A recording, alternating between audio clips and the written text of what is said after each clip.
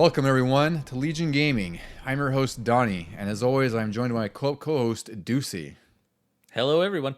Deucy, how are you on this fanciful afternoon/evening here? Oh, it is. I'm doing great. Yeah, winter is here. I'm definitely feeling the crispiness a little bit. Yeah. To warm up our winter, Deucy and I are going to do something a little different in this episode. We're going to talk about some of our favorite systems and some that we feel were a little disappointing and perhaps on the verge of hating. Yeah. So for this episode, we're going to dive into some of the cool things about why we liked these systems and why we didn't like them. And it'll be a fun episode. You also get a little bit of history between, our me and Deucy personally, like some of our own tastes. Yeah, this is it's going to be a top and bottom list, but it's not going to be as structured as our lists in the past. And yeah, shout out to my wife for kind of giving us this idea where it started out as just a random question where it was like, hey, what's your biggest disappointment when it came to gaming, system-wise? And it sort of expanded into, well, I don't know if I can narrow it down. Yeah, these kinds of questions are always hard, whether it's like my favorite game, favorite console, whatever, because, and I think you do this too, where you're just spinning 100 different choices in your head, and you're trying to sort them, and then you're like second guessing where you would put something, Yeah. So for me, this topic was pretty damn difficult because, again, for you and I, we've known each other for 31 years.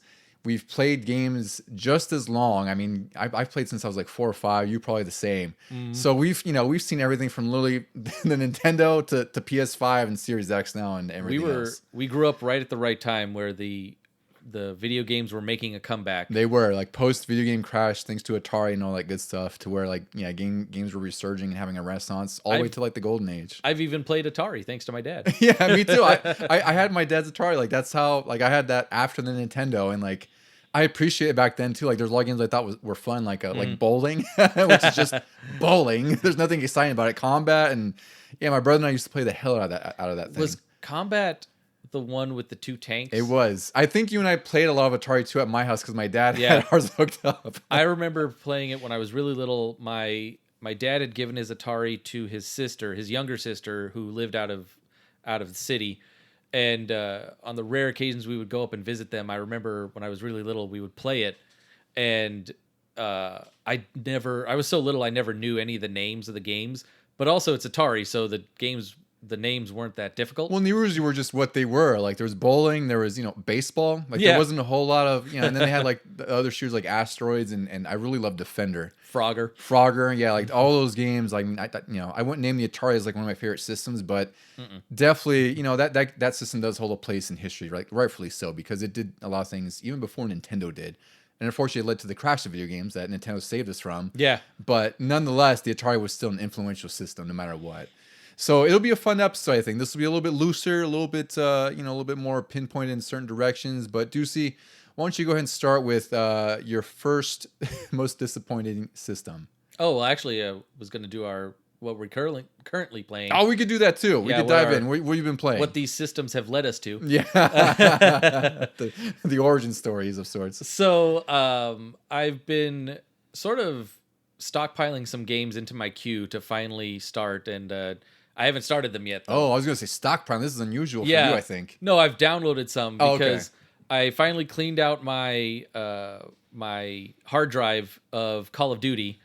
Don't need Modern Warfare 3. Modern Warfare 2 is done. I'll wait for a sale. I think that's because I was playing Warzone over the weekend with our friends, Danny and another one of their friends, Dylan, and I enjoy Warzone enough, but not enough to pay $70 for Modern Warfare 3 just yet. Even though they said Dylan was saying it's really cool, like he did love the zombies and the multiplayer, but yeah, it's just a hard buy at $70 right now. I think there's so much good stuff. The zombies is really the only thing I was looking forward to. I knew you would be. Yeah, he said it's really good. But now that that's cleaned out, I can actually download other games because there's so much more room for activities. And I got Dead Space, that remake. I'm gonna start. Excellent game. Start that up soon. I got Control on sale. Another excellent recommendation. I will start that up soon as well. And then I got from Game Pass Hi-Fi Rush.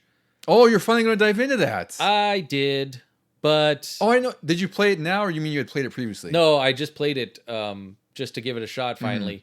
and I didn't actually like it. Really? Well, to be fair, I didn't think it was your type of game. Like even when in our episode where you did best and worst games of 2023, like this was definitely best for me because it'll tie into one of my consoles that I'll talk about later. Yeah.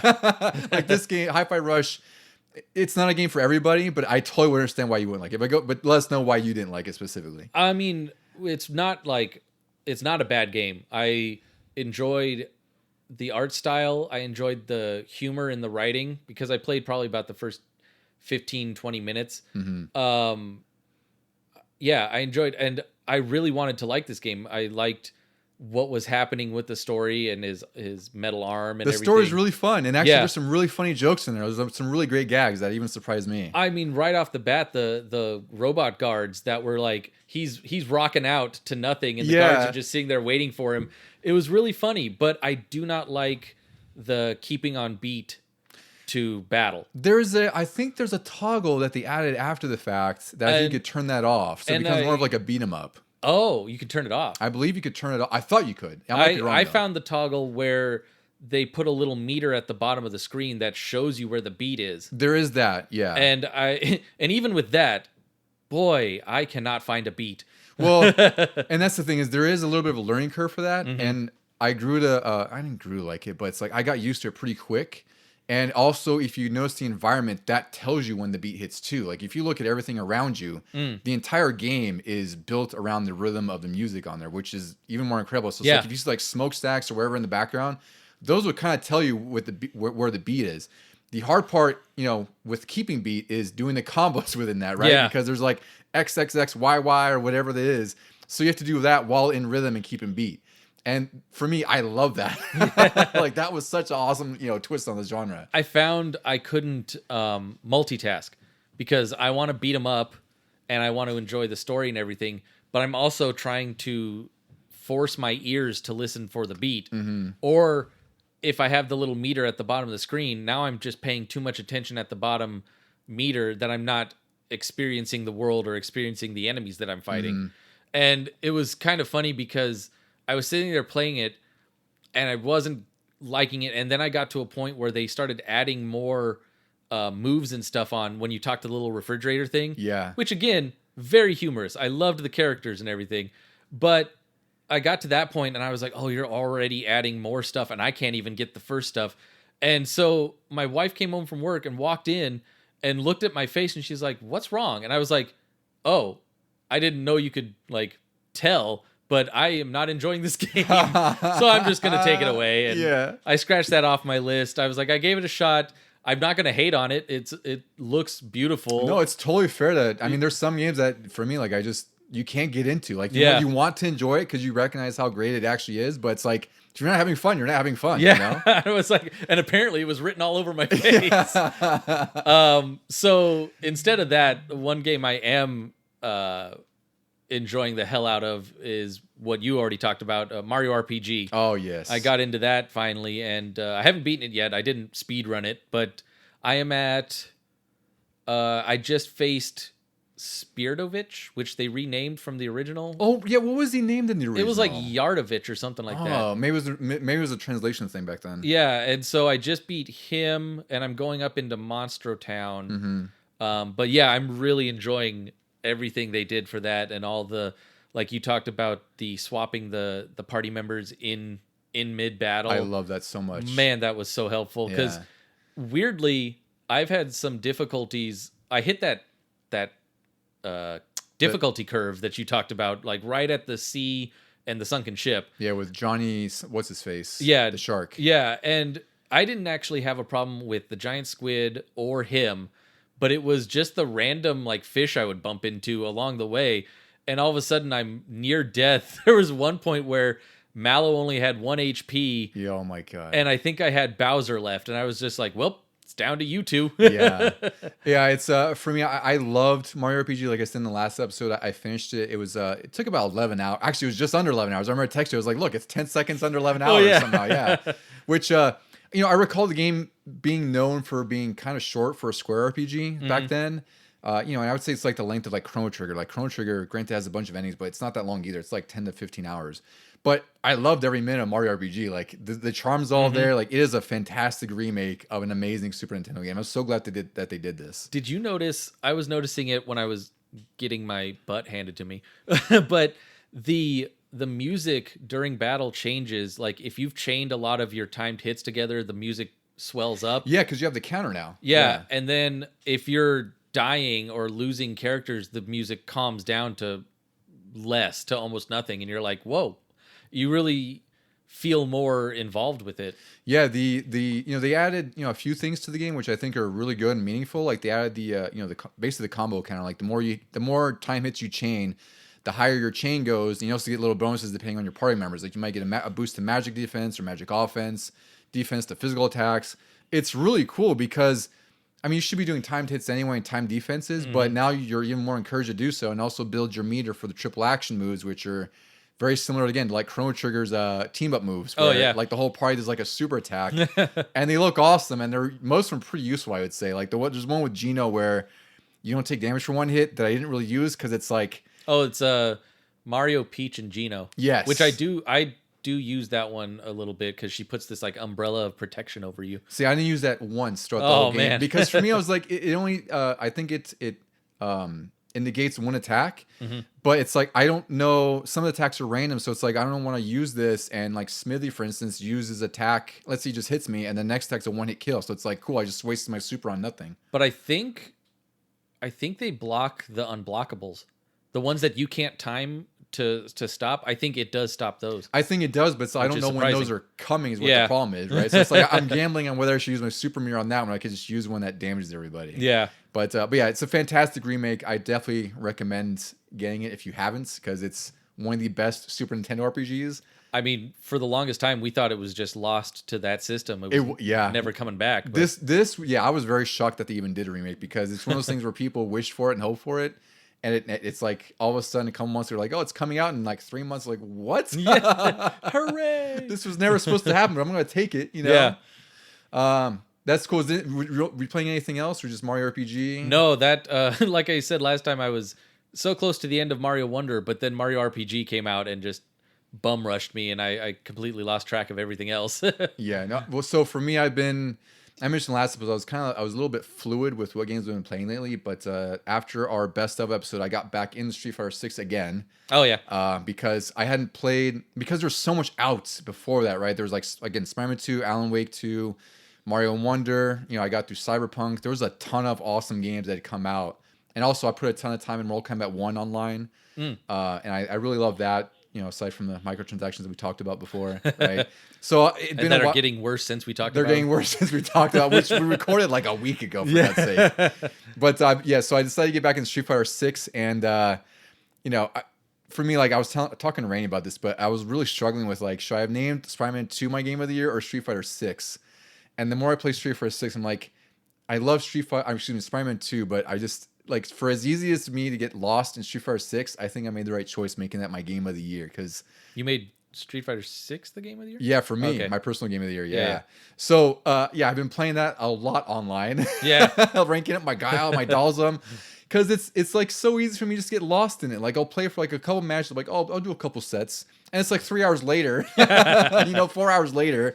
Whereas there's other games where I'll sit there for, an hour or two. I'm like, all right, I'm kind of feel like I should go play something else. I think what you should have done, well, Randy hadn't played Spider-Man 2 much. Yeah, he's getting through it now. But what you should have done was like the game of the year for 2023 is definitely could be for you, Spider-Man 2. Game of your lifetime now. It would be Street Fighter 6. Street Fighter 6, because you're going to keep continuing to play that until 7 comes out. You're right, yeah. So realistically, like Spider-Man 2 probably should have been my game of the year, because I think of all the games I played this year, like that's like going to be the new contender, I think, or a new bar, especially for superhero games. Like I don't think there's anything that'll come close to that for a while. Are they making a Guardians 2? I hope so, because that was a good one. I think that is a disgustingly overlooked superhero game. There's no BS microtransactions. There's no fluff in the game. Like it's got a lengthy story. I like it better than some of the movies personally. Like I think it's just that damn good. But also it's like, I thought that the Star Wars games were better than the movies too. Yeah. Right. But the Guardians of the Galaxy game, I think, is just horribly, horribly underrated. I think people kind of, dismissed it because it's another hero game, but it's a damn good one. Like everyone should be playing it. Like you should get more of those games because I hope they do a sequel to it. Yeah. When you decide to step up to this kind of power, this kind of challenge, this kind of flying, crashing feeling, when you decide to get serious, there's only one place to come: the games of Super Nintendo. No one else creates this kind of experience because no one else creates these kinds of games. Now you're playing with power, superpower. All right, Deucy. So now we'll get into the meat and potatoes of this episode, so to speak. Kick us off with your first disappointing console that you maybe didn't like as much, and you could say hated too, because there's going to be one I say I hated on mine, I don't think any of mine are hate, because I didn't own the really bad ones that you might bring up. So my list is definitely list of disappointments, and I feel like for my disappointments, they're going to go in order. Whereas my top systems are just sort of they're loose because it's hard to pick one. Yeah. I think some people have an easier time. For me, it's really hard to pick like my top number one console. So my third disappointment is actually might be a surprise to some, but it's the PlayStation 3. And that was probably a surprise coming off of the PlayStation 2 era. And back when that was a thing, like I did not want an Xbox. I was like, there's no need for another system. Why is Microsoft getting into it? You mean when you had a PS2? When I had a PS2. Yeah. And I was PS2 all the way. And even GameCube. I think I had GameCube and PS2. But GameCube was in a league of their own. They just...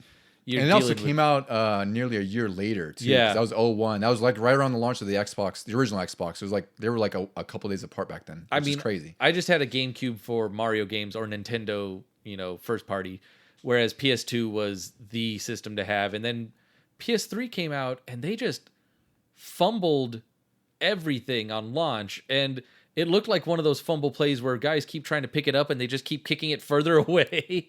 And, yeah, it really turned me off to it. And ironically, by that point, I had gotten an Xbox, and then I jumped to Xbox 360, and that was the greatest new generation console. Yeah, of that generation, it's hard. I don't think there's really much contention. Like I think 360 easily just surpassed the PS3 because, like you, I wanted a PS3, but it was so expensive at launch. I don't think people realize like it was $600 back then for the 60 gig version. It was backwards compatible, but the other problem is like, they had Yellow Lights of Death, which this generation was a pretty crap generation. Just between 360 and PS3. As far as technical issues, red rings, Yellow Lights of Death, like stuff that we never even knew of really. Like the PS1, I had the issue where, that was a known issue. We had to put the system upside down. Yeah. But that was like the first console where I was like, something was broken, but they fixed it pretty quickly. Whereas that whole generation was like, until they got to the slim versions, problematic. There were tons of issues. And so I finally got a PS3 way late in its life. And by that point, it had fumbled more where they brought the price down, but they got rid of the backwards compatibility. And it was like, well, good job, guys. I don't want it now. I really, at the time, only got a slim version because it was an inexpensive Blu-ray player that happened to play video games. Yeah, I got the PS3 pretty late too. Actually, my brother got for me for like my birthday or something like that. It was kind of in the same thing where it's like I had a 360 already, and there were some games I wanted on PS3, but nothing could put me over that line to say just go buy it. There was only one game, and that was Metal Gear Solid 4. Oh yes, right. And my brother, he had bought the limited edition PS3 with Metal Gear 4, which was the last backwards compatible version that was out, and that was software backwards compatibility, which means that it played like 98% of the games, but it wasn't like the hardware emulation that the earlier PS3s were doing, which played like everything. So the compatibility was still really good, but nonetheless, that was the only real game I wanted on there, and I finished it on his PS3. Like I said, it was like a week straight, 25 whatever long hours that game was, including the cutscenes. And I was like, all right, well, there's nothing else I want until Demon's Souls came out, and then my brother got the PS3 for my birthday or something like that, and that's when I got it. But I have to say, like, I didn't play that PS3 nearly as much because, on top of the issues it had with just the lack of great games and everything else, most of the games on there played better on 360. Like that was the difference back then. It's like Bayonetta was not good on PS3. The orange box had a lot of technical issues. Oh, wow. Skyrim had a lot of technical issues.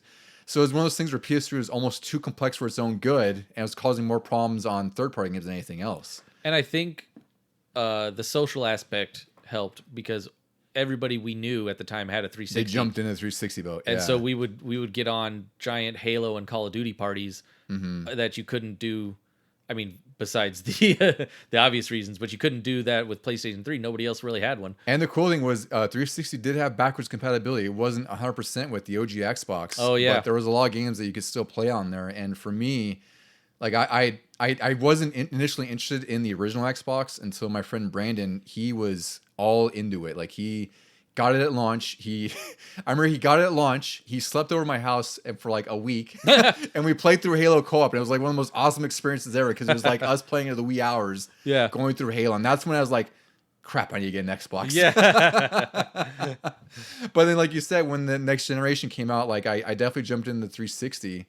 And that's also because 360 came out a year earlier. That was the crazy thing is... Oh, I forgot about that. Yeah, it was a short generation, right? Because Xbox original came out 2001.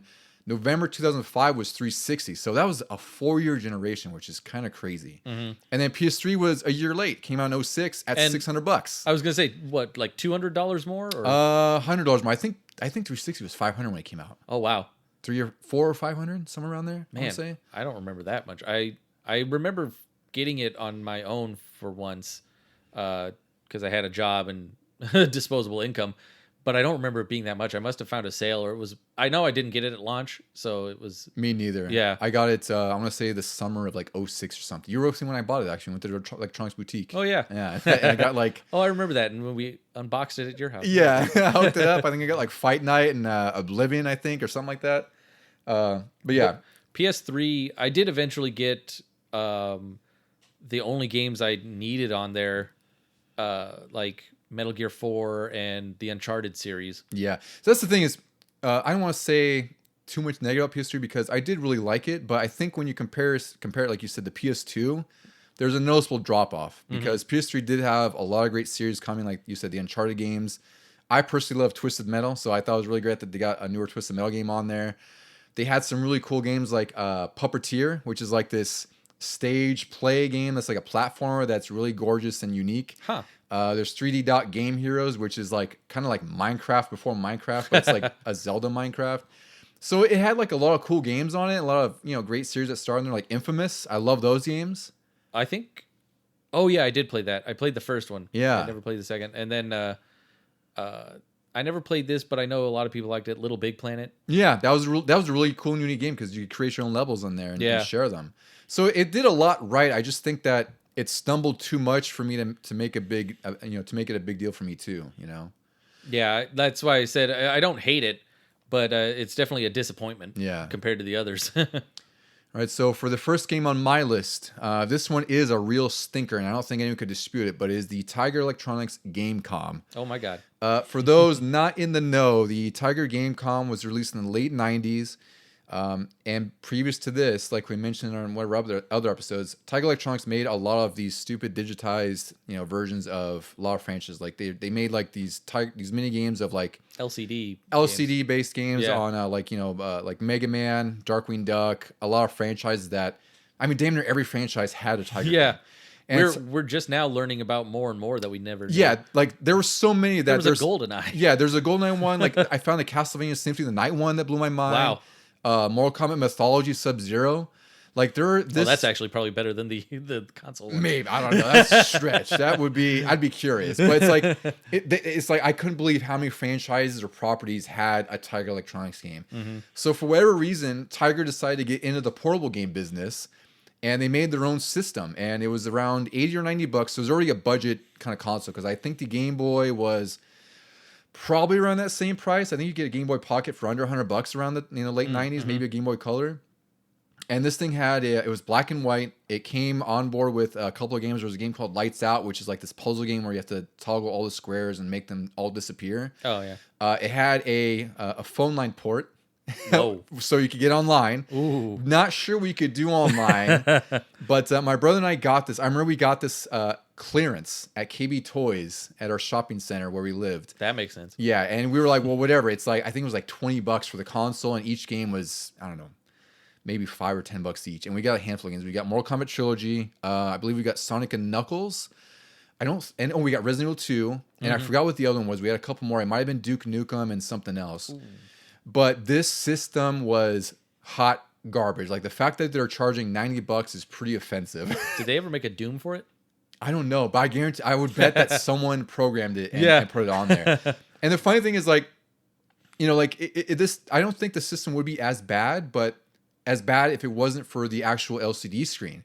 The LCD screen it's you know, the system's only $90, which is still expensive in late 90s money, but it's cheap and it's really prone to ghosting. So it's like anytime you have any kind of movement, like you just we had more, that was it. Mortal Kombat Trilogy was the other one. I think I mentioned it. No, yeah, you mentioned it. So but anytime there's any movement on the screen, like you'd see like a blur of pixels follow whatever the hell is moving, and it would just look so just awful. And like my brother and I played Resident Evil 2 on there, and like it was so slow, clunky, like it was really just like a Tiger Electronics game, but you know, with like a slightly better screen and more animation. I mean, the handhelds that I had, the collection, those were so crisp and clear, even if they were, even if you couldn't see them in the dark. Yeah, they at least didn't have motion blur. Well, yeah, because they had disparate frames of animation. They had preset. Like, like fists would appear upper screen, fists would appear bottom screen, right? Whereas the Gamecom was really just trying to be like a Game Boy almost, but like a media machine, because it also had like this UI where, you know, it had like a home screen where it's like, I think there's like a phone book or an address book, you could put addresses in there. It's supposed to be like a PDA kind of thing. So it's like it was one of those systems where it had a billion ideas and none of them were good. They were all just genuinely awful. Wasn't it too that the Resident Evil 2 wasn't even the full game or something? Yeah, so I didn't know this until we read the Itchy Tasty book, or I read the Itchy Tasty book, and they were talking about how the game's like an hour and a half. And I don't know how long my brother and I played it, but it must not have been long, because I know I remember going through the RPD. I remember meeting Marvin, right, the cop. Oh, yeah. And it does have some limited voice work, but... Oh, my God. Yeah, it just sounds awful. That's the thing, is the speakers are also garbage. Like, this is just... I can't imagine what kid would have asked for this, you know, like, for that Christmas. Like, I want a Gamecom with this, that, and whatever. Yeah. And I was shocked because it does have some well-known properties. Like, I named some already, like Sonic, Duke Nukem. There's Fighters Megamix on there, Sonic and Knuckles. Like, there wasn't even a Sonic and Knuckles portable version out anywhere yet. No. Like, it didn't exist. Like, the Game Gear was dead. And the Game Boy Advance hasn't come out yet because Sega didn't go third party. So the Gamecom, like, for as far as worst, I don't see disappointing, because I kind of knew what I was getting into with this. But as far as like worst console I've played, Gamecom may be the worst I've ever played in my life. Give that a ribbon. Yeah. Okay, so should we do like one bad and one good one, or do you want to do all cleanse our palate? Yeah, cleanse our palates here. So give us one of your favorites, Deucy. One of your top three, I guess we'll say. So one of my top three is definitely the antithesis of my first one, which is the PS2. That's one of my top systems ever. I don't know what to say about it. It was just so great. It was like this huge leap from PS1 and even N64 at the time, which we already enjoyed a ton of. I mean, we talk about Resident Evil 2 nonstop. But then PS2 was like, when I saw Gran Turismo 3, oh my goodness, I was like, oh my God, this is what games of the future are supposed to be. Yeah. Yeah. So, spoiler alert, this may be my favorite console of all time. I'm not sure. Because again, it's hard for me to pinpoint it, but I had this on my list too for that same reason, because at this point we were teenagers. I want to say like 15, 16. And PS2 felt like a generational leap beyond the other console we'd seen, right? Because like you say, we lived through the 16-bit era, 8-bit era, 32-bit. And, of course there's like a leap from 16-bit to 32-bit because it's like from 2D to 3D. Yep.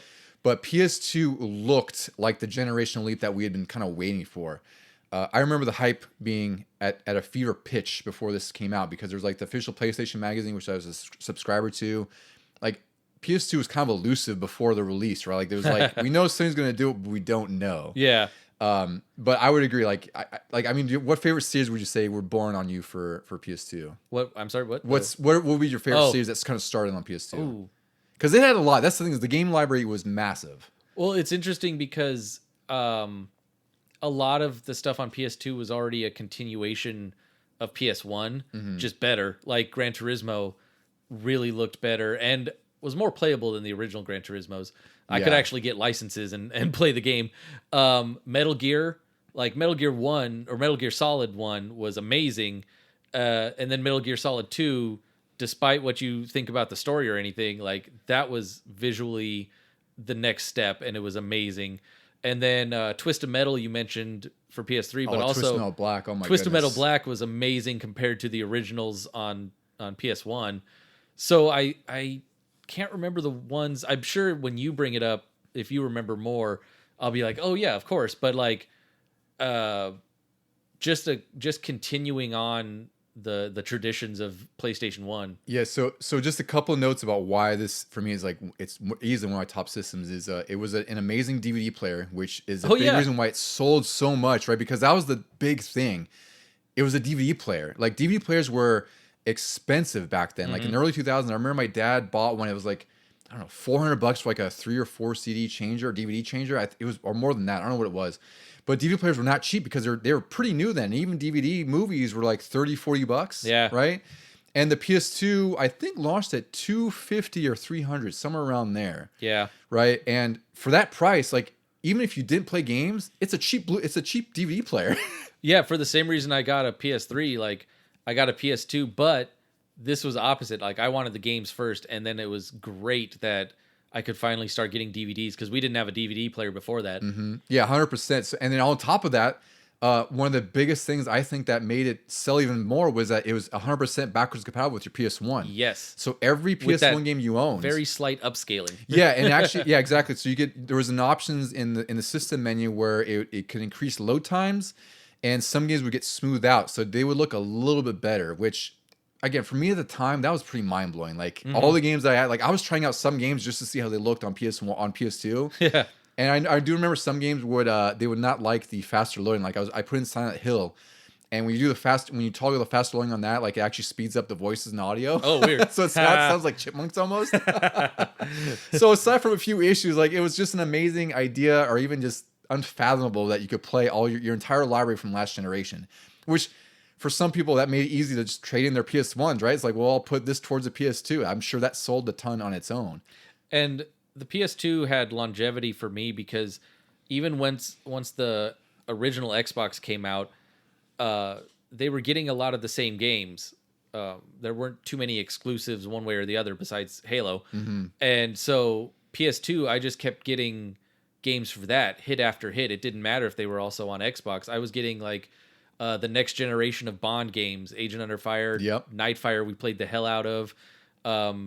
And yeah, I even was like, I don't need Halo with all this other stuff that's still on PS2. Yeah, the PS2 definitely, I mean, it sold, God, I want to say it was like 140 million, or I don't know how many hundreds of millions consoles, but it's like one of the top selling consoles ever. I think is it the top now? Or it's like 2 or 3. Or did the Wii pass it? I think the Wii passed it on that. Oh, wow. I think it was the Wii, or maybe it was the DS, one of the two. Yeah. But you know, the library of PS2 games, like we're kind of getting into, but there's a lot of games that it created and are still influential today, Grand right? Theft Auto I was 3. about to mention Grand Theft Auto 3. For me, I mean, we can look at the wall here. Yeah. There's Grand Theft Auto. There's God of War. For me, there's Devil May Cry. There's Silent Hill 2 and 3. Onimusha, another favorite series of mine. Of course, Metal Gear 2, and especially Metal Gear 3. Oh, yes. That was a massively huge game when that released. Like, that was probably the biggest PS2 game at the time. You know, and then there's I always like Contra. I don't think many people like that one because it's really difficult. Contra Shattered Soldier. Oh. But I mean, it's like the library is like one of the best ever of any system, and there's like, you know, and I think there's like close to 1,000 games on there. Yeah, the Sly Cooper series is some of my favorites. Oh yeah, I love those games. Jak and Daxter, Ratchet and Clank. They were those the starts of those, Jak and Daxter? They were the first ones on there. Yeah. And then this Sega went multi-platform in the midst of the PS2 existing. So there's games like, for me, like Shinobi. Yeah. Right. I think that's kind of an overlooked gem for me. It's incredibly difficult, but it's like one of my favorite Sega games on a PS2 system. So for me, I definitely have to say, like, you know, NBA Street, for God's sake, how we could forget those. Oh, games. Yeah. We played the hell out of NBA Street. Yep. Especially Volume 2. So it's like, Maximo. I mean, God, I can name games all day on this. So for me, Shaolin Monks. Oh god, Mortal Kombat Shell and Monks. Yeah, that's another classic. And then Manhunt. My brother would call that one out. He loved Manhunt. And they had some unique games like Eco, Shadow of the Colossus. You know, there's just a ton. Like we could name a billion off of there. So yeah, PS2 for me, like definitely a top tier system. Yep.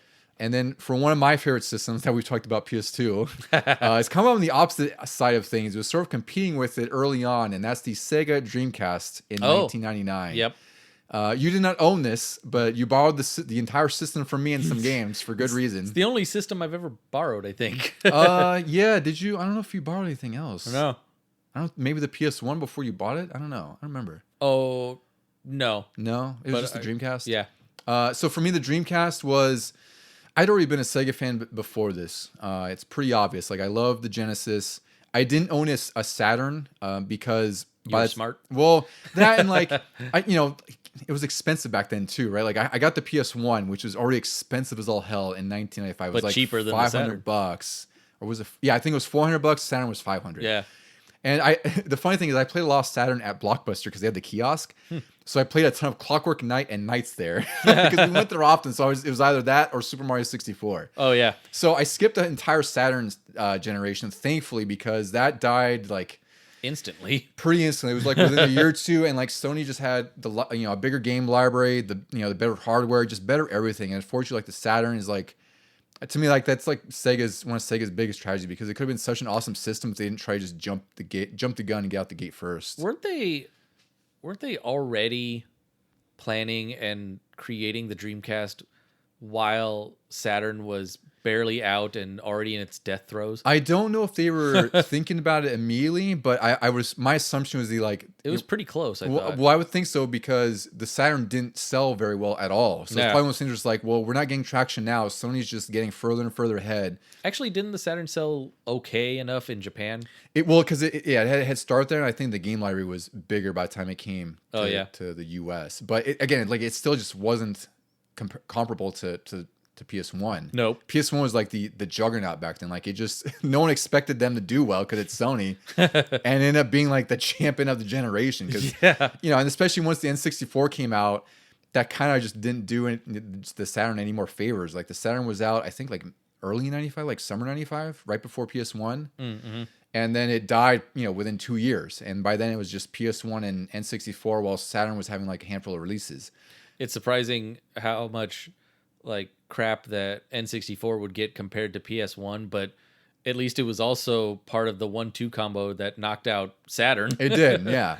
And then, so unfortunately for the Saturn, it died, but then the Dreamcast lived in 1999. And for me, it looked amazing because I'd been kind of following the Dreamcast, but not too closely because I think like most people, I was turned off from Sega because they had the 32X, which failed.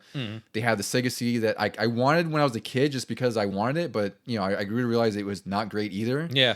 And then they had the Saturn all within like a couple of years of each other. So I wasn't too keen on the Dreamcast until I saw Soul Calibur on GamePro TV. Oh, nice. Yeah. And that game single-handedly sold me on the Dreamcast. Like there was like, I want to say it was like summer 99. And that was when I asked for it for Christmas. I was like, look, I need the Dreamcast for Christmas. And that game single-handedly sold it for me because I was a fan of Soul Blade, which was a fighting game on PS1. But Soul Calibur looked incredible. It was kind of like that generational leap from PS1 that we hadn't seen just yet before the PS2, because like there was a point that they made in GamePro TV where they're showing like Mitsurugi's muscle flexing when he's handling his sword. I was like, his muscles are flexing? What? What is this fidelity? But so I got that, and then the first game I got with my Dreamcast was NFL 2K. Like I hate football, but that game taught me football, and it you and our friend Matt taught me how to play football, how the rules of football with NFL 2K. Yeah. I played as the Panthers because they had an awesome logo. Yeah. And then they were fairly new at that point. Were they? I didn't even know that. Yeah. I had no idea. But anyway, like the Dreamcast, since that point, like they started getting just all these arcade hits, all these really unique games. Like there was Crazy Taxi that I played the hell out of. There was Resident Evil Code Veronica, of course. That was a huge game for us. That was one of maybe 2 games that I was jealous that Dreamcast had and was never going anywhere else. Yeah. Until a little bit later. Yeah. Yeah, when Dreamcast was unfortunately just being trounced by the PS2 and really support on there. And then there was Jet Grind Radio, which was I think like that was like one of the most gorgeous games of that generation because it really did. I think it was really the first to do cell shaded graphics, and it looked incredible. It had a really amazing soundtrack. It was just like a totally unique game that was right up my alley. I think I might have borrowed that when I borrowed it from you, and I liked it. I never got too far in it, but it did encourage my love of the cell shaded graphics, and that's why I liked. I didn't hate on Wind Waker when it was announced. I was like, no, this looks like it's going to be good. I loved how Wind Waker looked. I was totally in that boat. And then years later, when Xbox One came out and Sunset Overdrive came out, I was like, wow, this game feels like an underrated gem because nobody's really talking about it, but it's fun as hell. I was really sad that game didn't get much attention because that's definitely one of the better Xbox One games that no one really talks about. It's just kind of, I don't want to say fully forgotten, but it's like no one really mentions it anymore. No one really brings it up. Yeah. And then Dreamcast was the first system I had that could go online. That was always fun. Yeah, and that was really cool because, you know, I had a PC back then, but it was like we couldn't play online and I couldn't install games on it. Like my uncle was a prick about that. So with the Dreamcast, I finally was able to get that online, and I played Phantasy Star Online, which, you know, it's sort of an MMO as much as an MMO could be on a console. Like it was a 4-player thing. It was a very early version of early version. Yeah. But it was a really cool experience for me because I played that. I played NFL 2K1 online. There was Quake 3 online. And granted, like it was kind of laggy because I was playing with like crappy, dial-up internet. But nonetheless, it was this amazing step into the future for me. And then also it was like a fighting game port heaven. There was Street Fighter 3, Third Strike on there, Marvel's Capcom 2, which you played the hell out of. Yes. Oh, that was a third game I was jealous that was on there. Like, oh yeah, it does have some good games. And then, so for me, like the Dreamcast, it's an easy top 3 choice. Like I just have so much fun for it. Another call out, Rush 2049. We love that game. Like, we were already Rush fans before that, but Rush 2049, it's like, that's one game I wish we get a remaster, even though it has no business being remastered. That had, like you said, we were Rush fans before that, 1 and 2, but for the racing aspect. And then 2049 came out, and we played the battle mode nonstop. Yeah, it was actually surprisingly fun. Yeah. And I remember going on GameShark.com because they had an article about like top 10 game modes that they made up, and we were trying a few of them. I still have the printout. Oh yeah. Somehow. I don't know how I still have it. But it tells you all the little battle parameters for how you can make these certain game types, which is really cool. Yeah. It's too bad because I think the series really kind of died after that. Like they had LA Rush, which was I think a little bit more realistic. Like it wasn't so, grounded in the goofiness of the original games. But it's too bad because that was definitely what was one of my favorites on the Dreamcast. And it's funny. I mean, it's good that we're doing this list this way because a lot of people would probably say, "Oh yeah, Dreamcast, that was a total bomb. It died. It killed Sega in the console department." But like here you are singing its praises, and I'll always be a defender. And I wouldn't hate on it. I didn't want one back then because I don't know.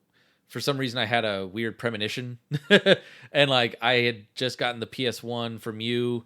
And I had my N64, and I knew PS2 was kind of on the horizon. I was saving up money for that for sure. Well, and that's, you also have to consider too, like we were kids then, so it's like you had to be really selective about what you asked for Christmas or what money you could save up because it took a while to save up any money for any of these things.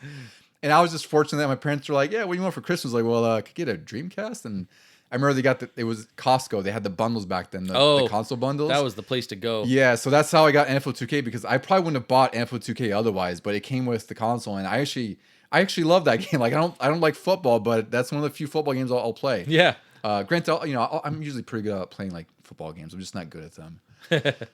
Okay, dude. So the next system on your list as far as disappointments. My next highest, next lowest, however you want to measure your low high, something like that? Yeah. Is going to be the Game Boy Color. Okay, see? Okay, yes. I think I can agree with this one to an extent, yeah. So, I mean, I love the Game Boy and the whole generations of Nintendo handhelds, but Game Boy Color, again, I don't hate this. This isn't like a bad thing. It's just a disappointment because I don't remember too much about it. I do remember it has an excellent Metal Gear game on there. I love that game. And that might be my favorite Game Boy Color game, I think. That's like the only one to have. The only big one. I can remember. Yeah. And then, I mean, if you're a Pokemon fan, they had like the next generation. Gold and Silver, I think, was on color, right? No, those had the solid color carts. I don't think they were they weren't like color first games. Because remember, the Game Boy Color had the weird thing where it was technically backwards compatible with Game Boy games. Yeah, which it's not backwards compatible, but it is. It kind of turned them into the Super Game Boy Color palettes. Yeah, exactly. And then, so the Game Boy Color specific games, which only worked on Game Boy Color, were like this clear cartridge, I think, or they had like this bubble on it. Yeah. And all the other ones look like a regular Game Boy card. And I believe Gold and Silver Pokemon were, they're like gold and silver, but I don't know if they. Crystal, I think, was. Because Crystal might have been. We just saw that today, and it has. Yes, so maybe Crystal was Game Boy Color, yes. So yeah, if you were a Pokemon fan, you got the next generation, but I'm pretty sure I only owned 3 games for the Game Boy Color. I think I can remember them. It was Metal Gear, Driver, and Rainbow Six. Wow, I don't remember you having Rainbow Six on there. It is so weird, but at least it's a little playable. But yeah, it just seemed like kind of a pointless system at the time. Although it was nice to have the backwards compatibility, and it made the old games clearer, and you could go back. It definitely had a better screen. Yeah. And obviously, if I mention the see-through purple, that's the one everybody had. And it's just, I don't know. It felt like I didn't have it for too long, and I didn't buy too many games for it. And then all of a sudden, the Game Boy Advance came out, which was basically a Super Nintendo in your hand. Yeah, the Game Boy Color, because I got one, again, this was from Costco because it was a birthday gift. I got it with Pokemon Blue. And I got the Kiwi Green one, which I still have. I freaking love that green. Like, it's such a nice, vibrant green. But it did feel like, you're right, like, it's almost like a mid-gen upgrade, like kind of like what they do now with the PS4 Pro and the Xbox One S or Xbox One X, whatever the hell it was. Yeah. Right? Where Nintendo wasn't quite ready to jump into their next-gen portable, so they gave us a better version of what was already there. And they already done that before with the Game Boy Pocket, right? Because there's the Game Boy. Yeah. Then they had the Game Boy Pocket, which was a slimmer Game Boy with better battery life and only took 2 batteries, if I recall. Also had a better screen, so it looked better. Bigger screen, I think. Bigger screen, yeah. And then Game Boy Color came out, which was basically a Game Boy Pocket, but in color. Yeah. And it still looked like a Game Boy game. Like, I think there's a few standouts, like Wario Land 3. I think that's a great Game Boy Color game. The Metal Gear game, like you pointed out, but overall, like for me too, like I think I rented a lot of Game Boy Color games, and I didn't buy a whole ton. Like there was a few that I enjoyed. Like there was Mega Man Extreme, which was like a weird amalgamation of the Mega Man X games. Like it was Mega Man X 1 and 2 or 1 something. and 2, I think. Yeah. Yeah. So it's like it's one of those things where it's like it was a cool system, but for us, we already had the Game Boy. Like you were definitely more on the Game Boy than I was. I only had a handful of games, but it wasn't that big of an upgrade. And then, although it was cool to have Super Mario Deluxe on there, though. That was cool to have Mario Brothers portable. My dad still plays the hell out of that one. Yeah, see? So it's like it had some cool stuff, but I think I agree with you. Like it wasn't the best portable system because by the time Game Boy Advance came out, like that was the generational leap you wanted. And then Game Boy Advance was backwards compatible with color and the original. That's right. Yeah, exactly. So it's like it just made it even more useless. Not useless to have, but it made it less important just by having that. Yeah. All right, so for my second or third, where we're going to put this, for most disappointing system, I don't want to say I hated this system because I did actually play it a lot for not good reason, but it's the Virtual Boy. Oh, yes. Another system I got on clearance. This time I remember getting this at Electronics Boutique. It was brand spanking new for $35 for the whole system. Oh, my God. Now, the Virtual Boy launched in 1995.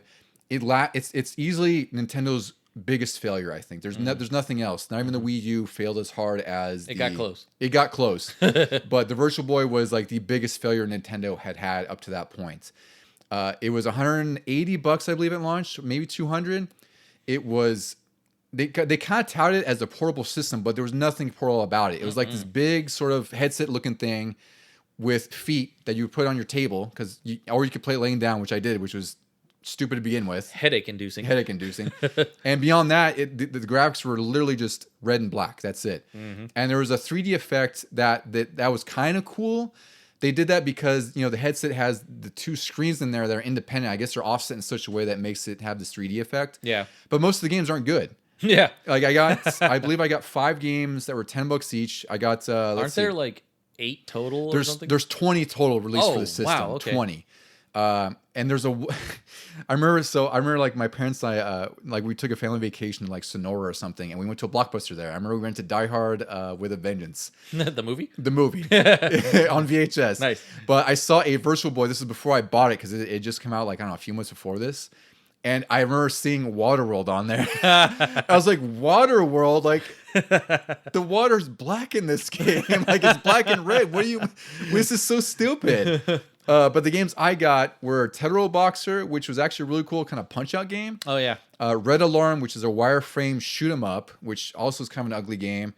I got, what was the other ones? I got Nestor's Funky Bowling, which was like a basic bowling game that was hosted by Nintendo Power's Nestor. He had the comics. That was so random. Yeah, it was so bizarre. Like, it's like they had a bowling game that they needed to attach some sort of recognizable character to it, who, even though Nestor wasn't the most recognizable character. And then I forgot the other one was, and I also had Warrior Land, which was probably the best game. Mario Tennis, right? Well, that was the pack-in. Oh, okay. That was the pack-in. I think smart. Yeah, really. For them. Yeah. And that game even was fun too, but it's tennis, like the most basic form of tennis you could have. Yeah. And then I had the last game I got was Warrior Land, which was a really cool platforming game. Like, I think that was easily the best on the entire system. Yeah, there's nothing else that comes close to it because they had stuff like I think it was called Galactic Pinball or something. And Warrior Land was the only game that felt like a fleshed out game. Everything else felt like it was just like these, collection of mini games, or just there's not much depth to them. Wasn't there some type of Mario puzzle? Mario Clash. Okay. So that one was really stupid. I didn't have that. A friend had that actually, but that had the same thing where it was like the original Super Mario Brothers game, or what do they call it? Just Mario Brothers, like the Atari one, the arcade one, where it's like you're kind of there's enemies and you have pipes on either side. You have to bounce them from below and kick them. And this twist on Mario Clash was like there's a 3D effect where there's another set of pipes and platforms in the background that you can jump to or you could kick enemies to. The problem with this game is like I believe there's like 100 levels or more, but you can't save. Oh, Jesus. So beyond all this, beyond was there all the password system? I don't think there was a password or anything. I think what it's just were they you go through. Yeah, exactly. Because what makes it worse is, for one, you have this thing up to your eyes, like you're looking into this thing. Mm-hmm. I'm pretty sure my eyes got worse because of this thing. But beyond that, the game the system would actually force you to take breaks because you're looking at this red and black screen for not hours at a time, but 15, 20 minutes. It could be longer. Yeah. And the game forces you to take breaks. So you have 100 levels in this game, and they want you to take breaks in between. Like it just didn't make any sense. Like this system was an awful flop, and I believe it was engineered, designed by Gunpei Yokoi, who did Metroid, and he originally and the Game Boy. So this unfortunately was like his swan song of sorts because unfortunately he passed away in a car accident like soon after the Virtual Boy release. So this is like. Mm-hmm. Granted, it's not a stain on his legacy or anything, but it sucked that like the last project he had was the Virtual Boy. Yeah, he didn't get to redeem himself or anything. Yeah, and this system, like, I don't know what Nintendo was thinking. Like, it's funny because I read through old gaming magazines, and there's actually one article I read, I forget if it was like in GamePro or EGM, one of those, where they actually intended for the screens to be in color originally. But I'm sure it just became too expensive and just it didn't make any sense because they probably want this to be like $200 or under. And I'm sure if they did full color screens, it would have been like, what, $400, $500, $600? Who knows what it would have been? Yeah. And it would have sold even worse because no one's going to buy that, sort of pseudo VR headset. Yeah. So for me, the Virtual Boy is an easy choice to put on my disappointing worst list on there. What's funny is with your list, you knew those two going into it, and you just got them on clearance. Yeah, exactly. And that's the thing is like. Again, like I knew what I was getting to with the Gamecom. I more or less knew what I was getting to with the Virtual Boy because I got it the Virtual Boy. It must have been like 2 years after it came out. Like it was literally like the last Electronics Boutique had of these systems. And I remember my dad went back to get the battery pack because it took like 6 AA's or something stupid. Because the AA pack the battery pack was like again $10. Everything was just dirt cheap, to get out of the store. Yeah. But it's like I kind of knew what I was getting into, and it was still not great. All right, Deucy. So the next one on your list for the system you enjoyed or loved. Okay. I guess I will say this next one is a current one, and it's the Nintendo Switch. Oh, you got a modern system on there. Yeah. All right. Because it's just, I think Nintendo finally found, their niche. Like, they aren't competing with Xbox and PlayStation for the graphics or the memory space or anything like that. They have perfected. Well, they already perfected the handheld system with the Game Boy that we've been talking about, Game Boy Advance, DS, 3DS. Every time somebody else would try to come out with something like the PSP or the PS Vita, somehow it would just get obliterated. Well, it's because they also shoot themselves in the foot. That's the other part. Is like they would try to compete with Nintendo, and they would do some stupid like have proprietary storage. Yeah, yeah. And so all of a sudden, Nintendo had this light bulb click that was like, "Hey, what if we combined our home console with a portable console, make it both, and you can take it anywhere, but you're still playing relatively modern games." Like, I know some stuff comes out late, like Red Dead Redemption 2 just came out. No, Red Dead Redemption 1. 1 just came out for it and stuff like that. But it's just entirely unique to have these games that you normally would have to sit down on your couch or something and play on your TV. Now you can just take it with you anywhere. Like, I brought the Switch to the wedding weekend, and we were playing it in the room while we were waiting to get ready. Like, and like little 8-year-old me, 9-year-old me would be going absolutely crazy to be playing Nintendo and Super Nintendo games portable. Yeah. Fine. Yeah, because when we were younger, like we've been hoping something like that would come out, and that we kind of got to with the Game Boy Advance to an extent because it wasn't a full Super Nintendo portably, but it was damn close. But the Switch is probably the first time. Well, even I think the DS or 3DS had some Super Nintendo games, but either way, it wasn't that robust of a of a game list on there. And the Switch finally had it. And like, yes, all these old games we can finally play where we want. And then on top of that, while you're playing all the oldies, they're still coming out with new ones like Mario Wonder or Mario Odyssey, Mario and Rabbids. Hey, I'm saying Mario a lot. Mario Kart. Yeah. The insane Smash Brothers. That's every Smash Brothers from the past. Like, they're still getting hit after hit. Zelda, Breath of the Wild, and Tears of the Kingdom. Like, the list goes on and on with the Nintendo first parties, and you're getting all of the past mixed with the present in the palm of your hand. Mm-hmm. Yeah, the only thing I wish is I wish they weren't so stingy with some of the releases on the on the classic system apps like Game Boy and Game Boy Color and Game Boy Advance. It's not like Virtual Console. Yeah, like that's the thing is I don't know why they're so opposed to having a Virtual Console when I guarantee you it'd be like such easy money for them. But nonetheless, like it's still cool that the Switch subscription gets a lot of flack, which I think is a little silly because it's like it's $50 a year, which isn't that bad. Yeah, I'd say it's pretty reasonable when Game Pass is like $180 a year.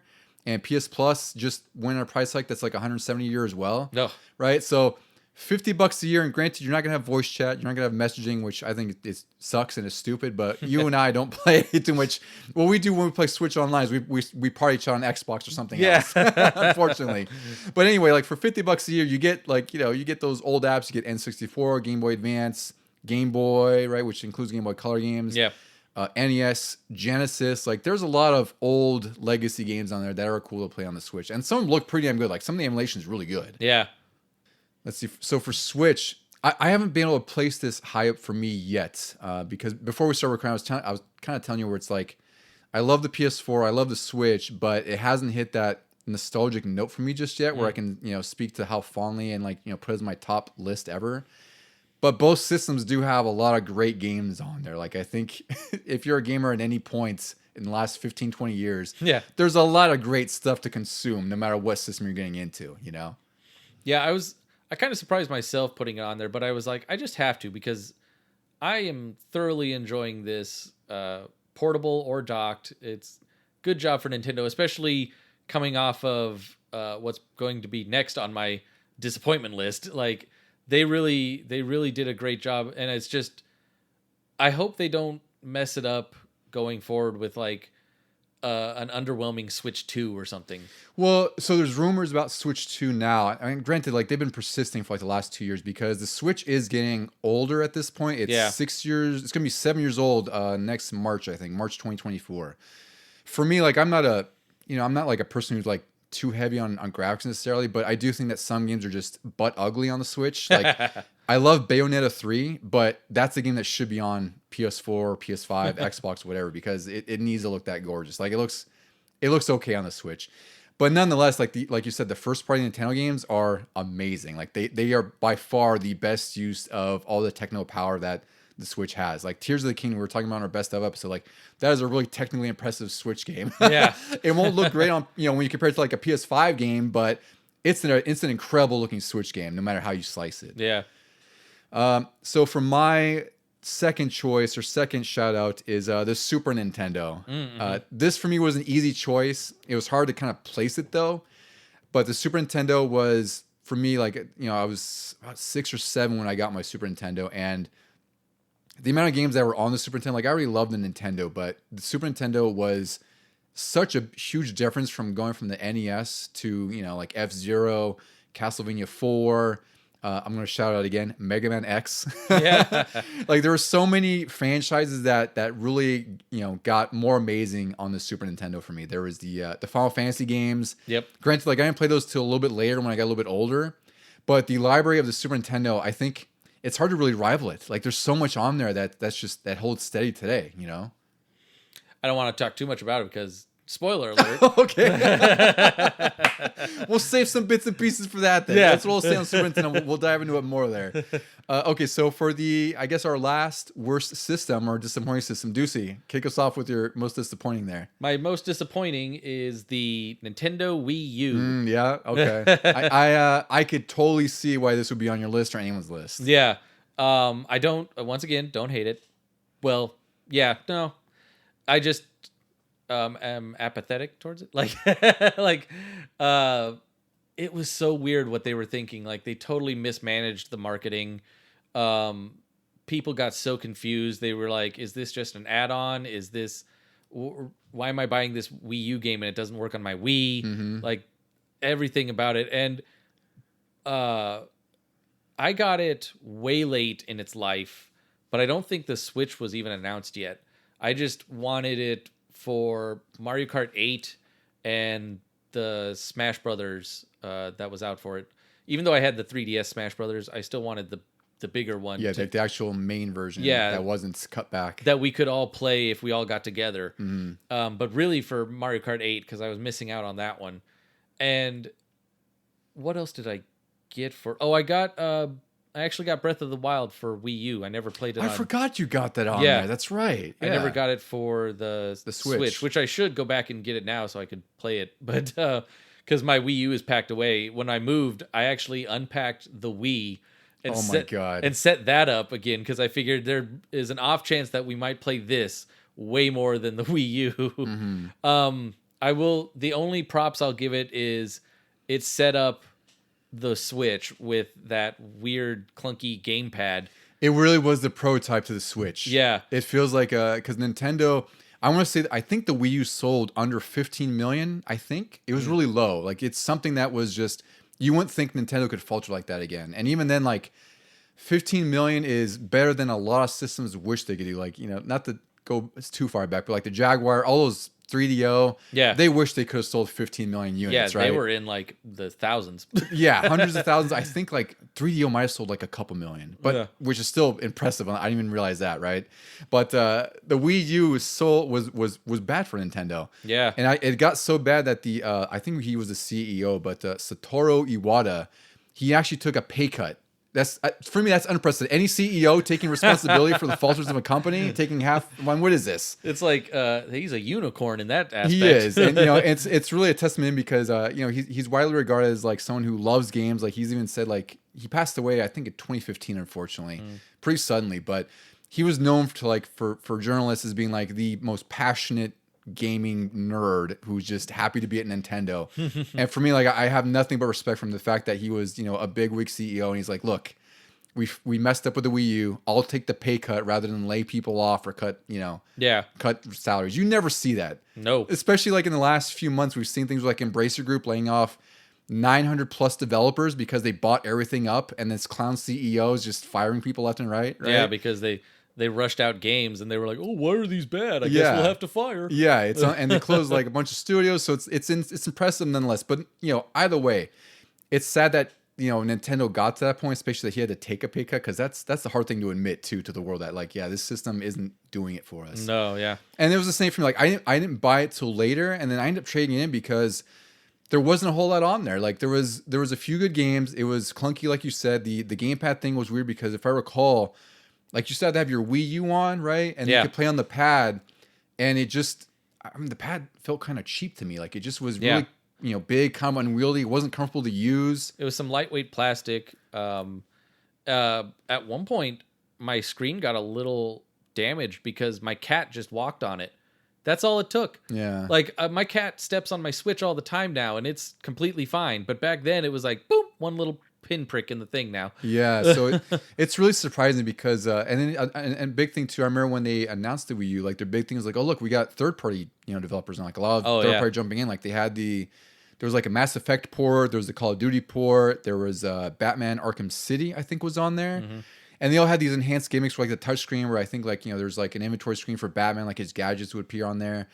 But again, they're all gimmicks. Yeah. And I think there wasn't any game, even though they had like Zelda on there, they had Smash Brothers, which was, I guarantee you, probably the best-selling game with Mario Kart on there. Yep. They had an HD remake of, what was it, what was the Zelda game that they had on there? Twilight Princess HD. Oh, yeah. And Wind Waker HD. And despite all that, it just couldn't get its footing. And by that point, PS4 had come out 2013. Xbox came out 2013, Xbox One. And Xbox One didn't even do that well either, but PS4 was on fire. And it's like the Wii U just had no chance against those two titans, which was an interesting dynamic when Nintendo's always been on top no matter what, It felt like what we already talked about with the Game Boy Color. Like maybe they had more of an idea of Switch. Yeah. And just technology just wasn't there yet. Yeah, so they had to get something out in between because the Wii was already really old. And like you said, Xbox One and PS4 were coming, so they were going to get buried if they didn't do something. Yeah, and then the Switch, by comparison, was immediately, had an immediate reception that was like just, amazing. Like I think it's going on to be one of the best-selling consoles ever. Or I'm not going to be. Like I know it's definitely one of the best-selling consoles ever. I think there's, I don't know how many 100-something million units that they've sold over the last 7 years. So they definitely turned around from the Wii U. Like it's a pretty incredible story that they started with the Wii U with like 12 million or under. And now they've got like 100-something, 160 whatever it is. It's crazy. But I agree. Like I would probably put the Wii U down there. But it's kind of funny you put Wii U on yours because for my most disappointing / I didn't even hate this system at all. Yeah. Right? I didn't hate it, but I definitely didn't like the gimmickry of it. I use that word kind of pretty heavy-handedly. But the Wii. Yeah. So surprise.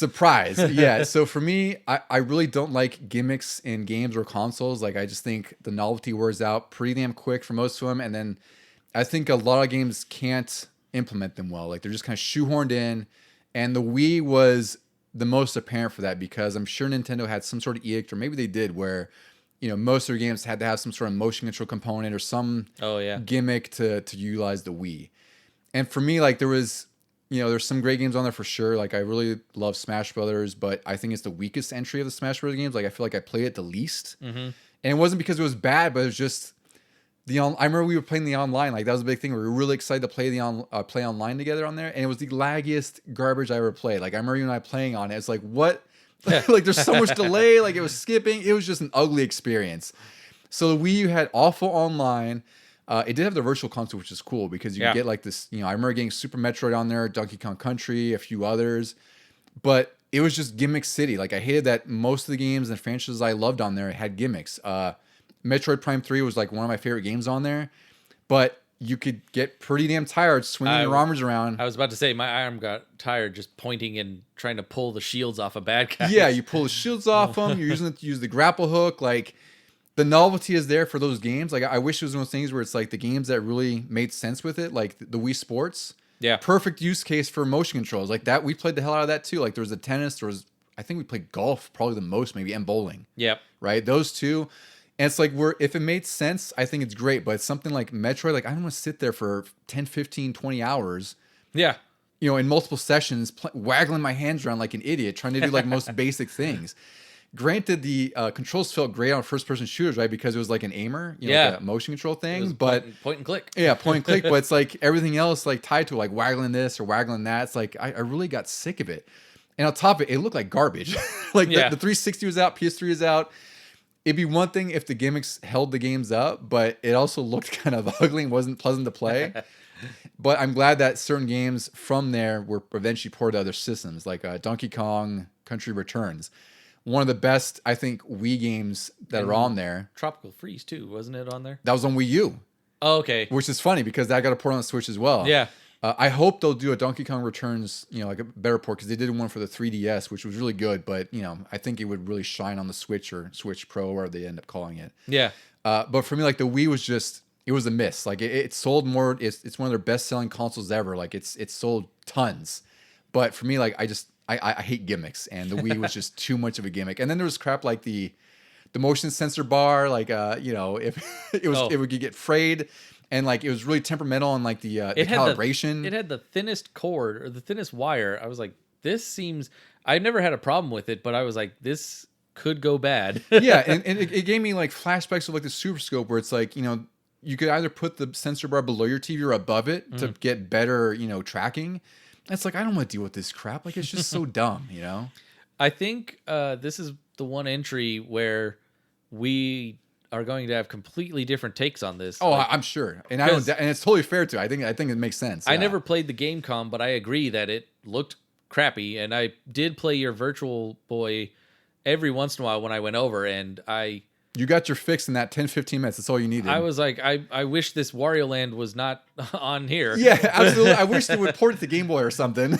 But with the Wii, I have to say that it's not on my list for the top spots, but it is probably a really good honorable mention because probably for every reason that not every, it did look bad, but I mean, I really enjoyed Mario Galaxy. Oh yeah, that was a really great game. It didn't rely too heavily on the waggling or anything. You could point at the bits if you wanted them, or you could just run Mario over. And I think that's totally cool, right? That's kind of a cool gimmick where it's like you can go through the levels and it's just like minimal, I actually enjoyed the nunchuck aspect with the stick on my left hand, but having this cord over to the controller, because I could just chill and veg on a couch and not have my hands like really close to me or close together. I could just have them laying at my sides while I'm playing. I couldn't really play Smash Brothers with that, but I could do Mario Kart. Like Mario Kart Wii was probably one of my favorite Mario Karts. Me and Randy played that for hours on end. Yeah. And I would just be sitting there with the things, occasionally waggling it for the boost jumps. Yeah.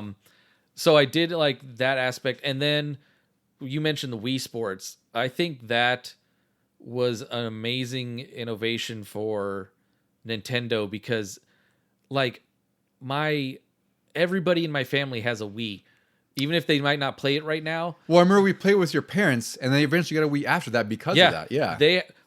I think I got them a Wii because I was moving out and I was going to take the Wii with me. But I was like, I know you guys are going to play it, and I know they did still play it after I was out of the house. Yeah. And my uncle would come over, and they would all just play golf or bowling, and then I would come over every once in a while, and he would be there, and we'd have like foursomes of golf and bowling.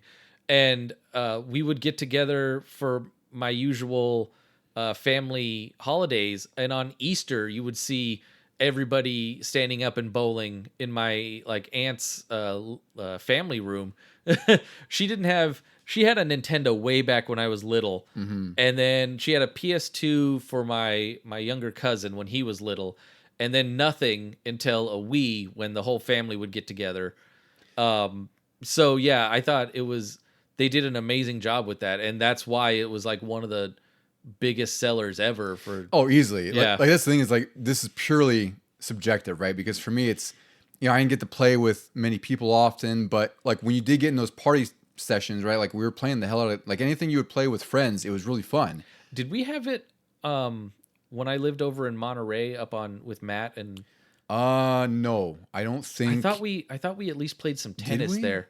I can't remember if we did. I can't remember either. It might have been like right at the tail end of. It might have been towards the end before we moved out. Yeah, but again, like if it's in a social setting, I think it's a perfectly fine system. But for me, like just from a pure gaming standpoint, like me sitting there. Oh yeah, for sure. It's like I would never. There might be some games on the Wii that I would boot up now and maybe play. The Umbrella Chronicles. And yeah, stuff. but even there's a PS3 port that exists, right? So it's like they played on there. But it's like you were mentioning like having the nunchuck thing. That's also one thing I hated for certain instances because like you had the classic controller, but I had to have it hooked up to the main nunchuck. Oh yeah. So it was really stupid that I was holding my main controller, which was the classic controller for like the virtual console games. I had a wire tied to a nunchuck wirelessly so I could use it, which was really stupid.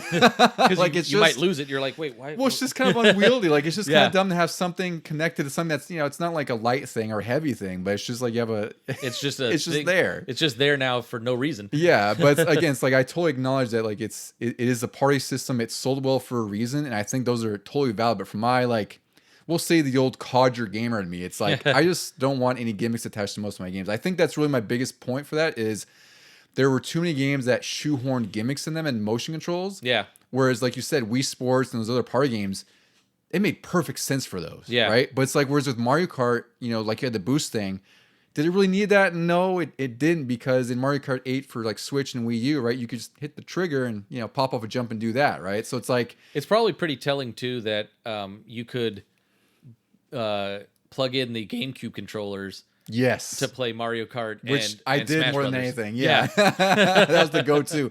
Beyond the fact that it didn't kill batteries and it was wired and the control was much more comfortable on there. And they even included the GameCube ports on the Wii system because they knew, I think people are going to want this. Yeah. So it's like, it's one of those things where, again, like you said at the beginning of the show, like it's not so much my most hated system, whereas, I definitely hated the Gamecom. Yeah.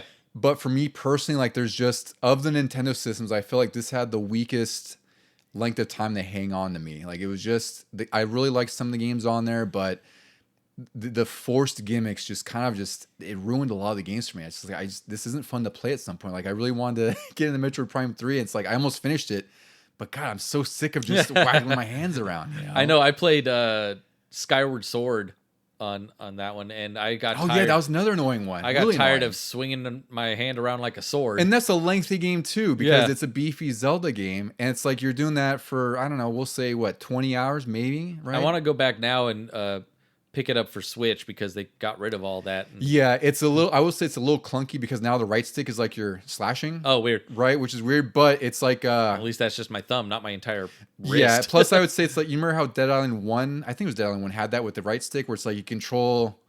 It was almost like your right hand appendage where you could swing the stick and it would swing left and right. It was an alternate control scheme. It's similar to that, so it's like, it's not terrible, but it's better than the motion controls. Yeah. Yeah. All right, Deucy. So we kind of sort of spoiled our tops here, but we'll go with yours. So share with us more about the Super Nintendo and your love for it. Yep. So this isn't it isn't last because it's my number one, but it is definitely one of my top systems ever because I think that's when I really started to remember games. We had a Nintendo obviously when I was little, and I shared that story a few episodes ago about Tetris, and I was building castles. Mm-hmm. So Super Nintendo was when I finally started putting like 2 and 2 together for more difficult games. Like my first game, I mean, it came with Super Mario World, but my first game outside of that was Final Fantasy Mystic Quest. Oh, yes. So it definitely opened my eyes to RPGs, even in the most basic of ways. And then I think you mentioned it too with yours, was like, this was where you started to see series that were already out, but you didn't pay attention to them. Like Super Metroid for me, probably my number one game of all time. And it opened my eyes to Metroid on Nintendo and the Metroid 2 on Game Boy. Zelda, Link to the Past. I mean, I played that probably before I played the Nintendo version. Me too, because I'd only seen the Nintendo version. Yeah. Yeah, and Mario Kart blew my mind. That was a unique thing of its own, and it's lasting until today. There was Final Fantasy 3, which is 6, that whole thing. I really enjoyed that, even though it was a little more difficult than Mystic Quest, obviously. Mm. But it didn't deter me from RPGs. And then Super Mario RPG, which we just talked about. Yeah, the original, yeah. The list goes on and on. Like Star Fox, that's a series that's still going. And Mario World is probably one of the top Mario games ever. I would say it's an easy easy thing to say. Like, there's no way. I don't think anyone could really dispute that. They, like, if it's not number one, it's like top 3 easily Mario games. They hit it out of the park when it came to 16-bit upgrade with Mario and everything. And even though Sega had already been out with the Genesis for a couple of years, Super Nintendo came out swinging. Well, it did, yeah, because it had 2 extra years of engineering and development time, and then also had the Nintendo franchise and everything else. So yeah, they came out swinging. But you're right, and that's the thing is I even mentioned Mario World when I was mentioning my thing, but it's like I remember getting my Super Nintendo at Kmart because my dad bought it, and then like I remember dying on like the first couple screens of Mario World, right? But I remember just like how distinct it looked because I had no frame of reference for like what a next generation system was supposed to look like. Like I knew Nintendo and Atari 2600 and the Genesis. Actually, I think I had a Genesis before then, but I'd seen Mario World and I was like, holy crap, like this looks and sounds amazing. And I remember like I was dying over. My dad's like, no, it's cool. Just, the more you play it, the more you practice, you get good. And that's stuck with me ever since. And it's like, yeah, eventually it's like you found out there's like 96 levels. There's a secret world. And that was like with a lot of Super Nintendo games. There's so many secrets in these games. And I think the biggest thing with Super Nintendo games is there's a lot of them that are still playable today. Yep. Like you and I could, Super Metroid was really hard for me. Like I only finally finished in the last, 5 to 8 years. But I would put that at the top of my list for Super Nintendo games. Like that game is still insanely playable. It's still insanely gorgeous. It's, music's top notch. I couldn't wait on the Switch for the Donkey Kong Country trilogy to come out. Oh God, yeah, those games on there too. Like I'll replay those over and over again. Yeah. I remember Super Nintendo was probably the first system that I really bugged my parents about getting for Christmas because I had a subscription to Nintendo Power already, and I'd been playing Mario games or Nintendo games up until then, and I, loved the Disney Capcoms and all that, and I loved Mario 3, and then I saw the screenshots and the maps for Mario World, and I was like, God, Nintendo's garbage. I want a Super Nintendo. Somebody get me this Super Nintendo already. Yeah. I could not wait for that to. And then it was so funny. Like, I remember that Christmas specifically, I unwrapped. We would always save the biggest gifts for last because those were usually from Santa. Huge, gifts were in the back of the tree. So I unwrapped Final Fantasy Mystic Quest from a family member. And I was like, I don't even have this system. I can't play this. And go through all the rest of my presents and then finally take out this big box in the back and I unwrap it and I just go nuts because oh, good, I do have it, yes. It's not like your family member mistakenly got you the wrong system. Yeah. Like, you have a Super, right? Yeah, I think the Super Nintendo is definitely held in high regard for good reason. I think it's definitely one of the most landmark consoles of, in gaming history. And also beyond that, just the whole idea back then of the console wars, right? Like that was a big time for us was Genesis versus Super Nintendo. Like that was cutthroat. Yeah. You look at some of the marketing back then, like that was like a huge time for games because they were both trying to top each other. Genesis and Super Nintendo, like both were slinging mud at each other. Both had different games. Both had different strengths and weaknesses for each one. But God, like the Super Nintendo, it's an easy. Like I had no problem putting it on my list either because like for us, I mean, we really connected over that too. Like that was when we were hanging out with each other more, like we were older, and like we played like Looney Tunes B-Ball, which I think is overlooked, right? We played the hell out of Looney Tunes B-Ball. Super Barman 2, like we played, that was like one of our first multi-tap games I want to say on there. Oh yeah. And it's just like, there's so many memories that are locked in with us and so much nostalgia that it's like one of the best systems ever, and there's no disputing that. Look at the influence the controller had. Oh yeah, the controller is amazing. And I'll go back to Street Fighter 2. Like how good did Street Fighter 2 feel on the Super Nintendo controller? Yeah, way better. I mean, look at every system since then has shoulder buttons and 4 face buttons. Like, yeah, that's like the basis. And then it's funny. Then Sony iterated that right with the dual sticks. Like it's crazy how it started with like that's an interesting point to think about. All right, so for my top list, we kind of already went through it, but it's the PS2 for a lot of the reasons we outlined. And for me, it's another thing where I have a lot of nostalgia for it. I remember getting it around WrestleMania 17 of all things, which would have been March 2001. Very specific. Well, there was a lot of things that happened there. Like that was a crazy couple weeks. Like I remember my grandma had passed away, and I was really, really close to her at that time, right? And we used to watch WrestleMania all the time. Like that was our thing, and that was like the first WrestleMania without her. And I had the PS2, and I don't know why. It's just one of those weird times in my life that I can remember revolving around like a series of events. Yeah. But I remember getting it then, and like the game I got with it was SSX. And it's a snowboarding game, and oh my god, like I wish they would do another SSX game. But that was a game, that and Tekken Tag were the two games that really sold me on the PS2, because pre-launch I'd seen all the magazine ads, and like I still remember Tekken Tag looking incredible. Like that was like, again, we talked about the generational leap between PS1 and PS2. That was the game that made me think like, holy crap, like games can look this good. And and like it wasn't pre-rendered either. Like they definitely had a lot of those kind of cutscenes and one or trailers, but they were showing actual gameplay and it looked amazing. So and from there it's like there was a ton of franchises that we went through that started on there. Like Onimusha is still one of my favorite series. Like I wish Capcom would bring that back. Another series that was on there but was also on the GameCube was Beautiful Joe, another Capcom game. Oh yeah, I forgot about that. Manhunt, that was another favorite of my brother's and I's, even though he played it way more than I did. That game was nuts. But yeah, for me, the legacy of the PS2 it's cemented in history for good reason. I still think it's one of the best systems ever.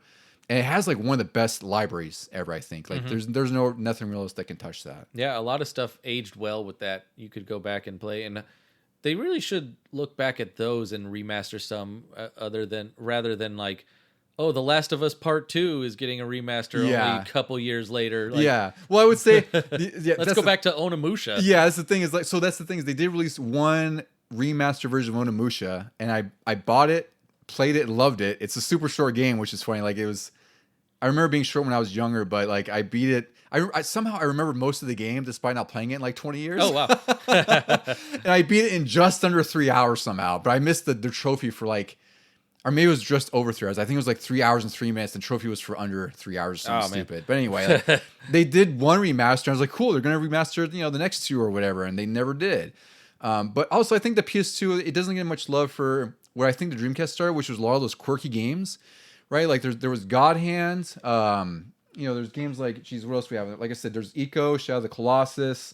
They released like a Space Channel 5 on there. I can't believe I forgot Shadow of the Colossus is on PS2 because people still talk about that to this day. It's a great game. It's one of those games that, we talk about how some games push the N64, like you could hear the thing screaming. Yeah. I think Shadow of the Colossus is like that for PS2 because the game is like so huge because, each chapter or enemy, it's like a giant colossi. Yeah. And you could, like the PS2 just could barely run that thing. Like I think that and Metal Gear 3 are probably the two games that pushed it to its absolute limits. But it's like beyond that, like I just have so many memories with them. Like even Metal Gear 2, like you said, maybe the story, I've grown to enjoy the story a lot more as I've gotten older because I realize how, sort of postmodern and perhaps relevant it is now. Yeah. But back then, like it was just like, I'm like, what is this? This is insane. But that game alone, the demo of that game sold Zone of the Enders. Oh, that's right. So I got Zone of the Enders. I was already looking. I was interested in Zone of the Enders because it was by Hideo Kojima, who who'd done Metal Gear. So I was very excited for that. And then when they announced that the demo for Metal Gear 2 was going to be on, I was like, well, I can't not buy it now. And my buddy Brian and I played the hell out of that demo because it was like a tech demo. Borrowed it from you. You probably did. I didn't borrow Zone of the Enders. I borrowed just the demo. Yeah, I don't think you cared about Zone of the Enders at all. And I think you just played the demo because that demo was infinitely playable because I think that was really the first showcase of the PS2 power because like I remember going into that demo trying to figure out like what small details or things you could do, right? Like I remember you would shoot the ice bucket and the little ice cubes would just disperse all over the counter. You could shoot the ice cubes, they would disappear or they would melt over time. Like you could shoot the melons. You could shoot the melons. You could, there's all kinds of these little details that would immerse you further in the game that I think, a lot of games do now, but I think people kind of take for granted because we couldn't do that forever. Yeah. Right? Like there was not a time where you could shoot a bucket of ice and watch the damn thing melt right before your eyes on a counter. Not even in Metal Gear Solid 1 on the PS1 could you do that because of the top-down view and everything. And then, Metal Gear 3, granted, took that to another level with the camo and like all the other details that it had. And like the PS2 is just, I think that was like the first foray into like what gaming could be and what games could be, right? As far as the experiences they could offer. Look at how the Grand Theft Auto series expanded on that from 3 to San Andreas. 3 was huge. Oh my God. Like 3 is, it's still one of the most influential games of all time. And that game and that's the thing is like that came out a month before or a couple weeks before Metal Gear Solid 2. So that Christmas, I remember getting that. Like it was my brother's birthday in November, and he got the GameCube for his birthday. But like we had the GameCube. We eventually got Smash Bros. Because it was December of that year. But we got Grand Theft Auto and Metal Gear, and then there was like, how much better could you get? And for Grand Theft Auto, we didn't really know what we were getting into because I'd played Grand Theft Auto 2 on Dreamcast like a little bit, but I didn't really like it that much. So I didn't have much fondness for it. And then we played 3, and like, I mean, the rest is history. Like that's one of the most influential games. That's still one of the biggest games existing now with Grand Theft Auto 5. And as of this leading recording, to Red Dead Redemption. Yeah, Red Dead Redemption. Like, I mean, Rockstar was, they made themselves rock stars in the PS2 era, Speaking of rock stars, it's hard to believe that right at the tail end of PS2 was Guitar Hero. Yeah, well, yeah, that's right. There was another big franchise star on there too. Guitar Hero was huge for me. I had heard that in magazines, and I remember pre-ordering it at EB Games or where it was at the time, and it kept getting delayed. And like I would go to the store on release day, and it's like, oh no, I got pushed back. I was like, what do you mean? And eventually came out like in November 2005 or something like that. And we played the hell out of that game. I still remember playing it for the first time at your house, and I was like, oh, okay, I'll give it a little shot and whatever. And then I wasn't too good at it, but as soon as I learned that there was a lefty flip and I started jamming out on the songs, even on easy mode still, I immediately was like, I'm going to EB right now and picking this up too. I remember you bought it right then and there. Yeah. Yeah, so it's like, I think the PS2, like, it's very well regarded as like one of the best systems ever, and I think there's no way to dispute that. Like it's, again, like you're still using it as a DVD player in your bedroom, right? Yeah, that's true. Yep. And I'll pop in a game every once in a while, like NHL Hits or something. Oh, God, I love NHL Hits. Since it's backwards compatible, we can play the original Spyro trilogy and stuff. Yeah. And it's and also a testament to how well it was built. Like that's a 20-year-old system at this point, 20, almost 22, still holding up. Like my PS2 is still the fat one, and like it works. Yeah, it sounds old, but it's the first one I bought in 2001, and it still runs just as well as it did ever. Yep. All right, so I think that about does it, Deucy. This was a fun episode for our best, and not quite worst, but worse in some regards for me. but I will not be touching those again. You won't be touching those. I hope no one else will have to, because one point I'll make about the game is like, if you look this up on YouTube, it looks a lot better than it actually is. Look up a video where someone's playing it on an actual game com, because the emulators don't do the awful LCD screen any justice. Yeah. So just to reinforce that Gamecom is awful. That one's genuinely my most hated system. Yep. But that does it for us. So if you have a favorite system, or maybe a system you absolutely hate, feel free to let us know. You can email us at legiongamingpod@gmail.com.